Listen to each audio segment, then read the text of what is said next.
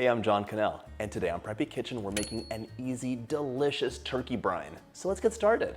First off, you wanna grab a large pot, and if you have a giant pot that your turkey can fill in, you can make the brine in this. I have this pot, but you can't see inside of it with the cameras, so we're using a smaller one today. Into your pot, we're gonna add 4 cups of water, 1 cup of kosher salt, and ½ a cup of packed light brown sugar. Brining your turkey, in case you don't know, gives you a really juicy and flavor-packed bird. We're gonna put a ton of different flavors in here. It will be absorbed into our turkey, and when it bakes, it'll be that much better. It's time to set this over medium-high heat and bring it to a simmer. Right now, just give it a quick stir so everything combines nicely. By the way, if you like my videos, make sure you hit that subscribe button. There's 2 new recipes every single week and lots of shorts too.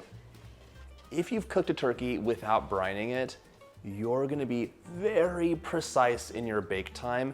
If you overcook it, it is so dry. It's very unfortunate. Even if it's flavor packed, it'll still be like dry and just not as pleasant. Brining your turkey is a bit of an insurance policy. Through osmosis, we're gonna force water into the turkey with some delicious flavors, and it's gonna be that much juicier. And if you overcooked it a little bit, it'll still be nice and moist.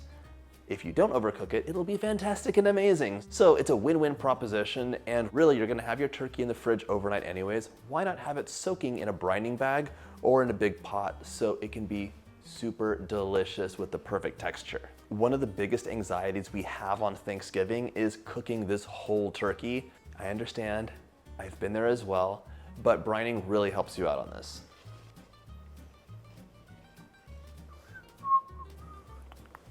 La la la, just waiting. My pot's come to a simmer, so let's remove it from heat and bring it over to the counter. We have our salt and sugar solution nice and warm, ready to accept some flavors. So grab 2 oranges, and we're going to just peel the skin off with the vegetable peeler. If you bake, you know that all the flavor of the orange is in this orange oil in the skin. Plop that in. And if you're doing this, it's a good idea to really wash your oranges first and preferably use organic ones. Less pesticides going into your turkey.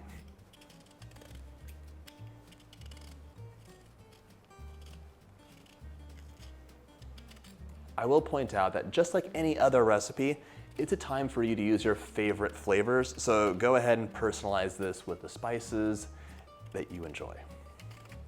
By the way, this recipe works best with a 10 to 15 pound turkey. If you're using a big turkey, then you'll want to make double the brine, which is really easy. Same pot, just double it.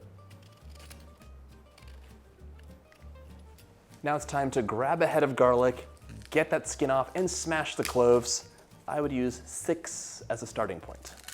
1, 2, 3, 4, 5, 6, 7, 8, and 9. So much garlic paper. One of my kitchen tips to you is always buy garlic whole, never buy it like processed in any way. Is it annoying to take the skin off? Kind of, but you don't want pre-peeled garlic. Just trust me on this. People in the comments, you can talk about it amongst yourselves. Pop them in as you go along. Skin's off, smashed up. This will help release all those delicious garlic oils.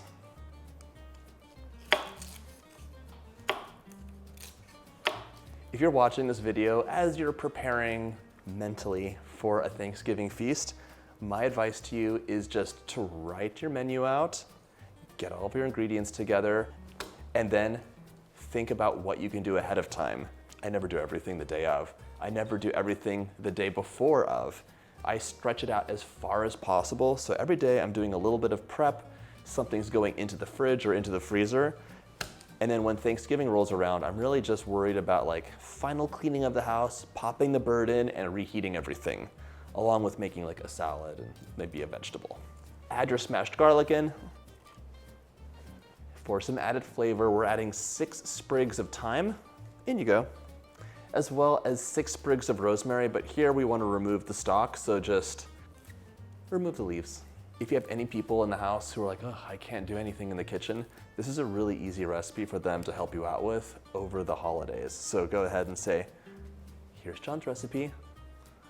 We have some oranges and herbs and everything else. Just throw it into a pot and call me when it's done. Now you want about 2 bay leaves. In you go. And if you have a bay leaf tree like I did when I was growing up, fresh bay leaves, so amazing. And about 2 tablespoons of whole peppercorns.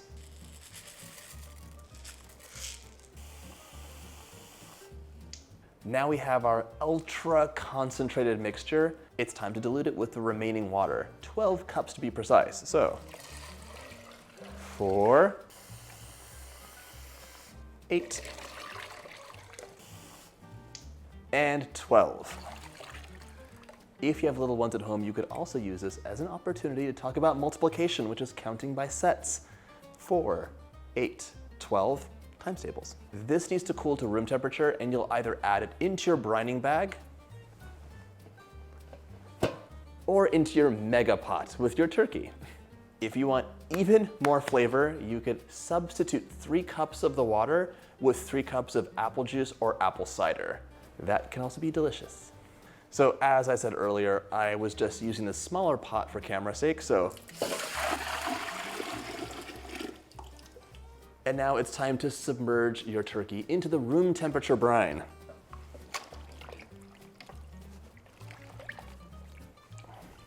Cover this up, and we're gonna refrigerate this for up to 24 hours. I will say a brining bag is much easier to get into your fridge, which is probably full at this point. When you're ready to bake, remove the turkey, pat it dry. You can do your butter and oil situation, more spices on the outside, and then you're gonna bake just as normal. I'm not gonna taste this raw turkey juice, but trust me, it's delicious. I hope you get a chance to make this recipe and that it makes your Thanksgiving a bit easier. And if you like my videos, hit that subscribe button and check out my Thanksgiving playlist. So juicy and tender, the brine really made a big difference.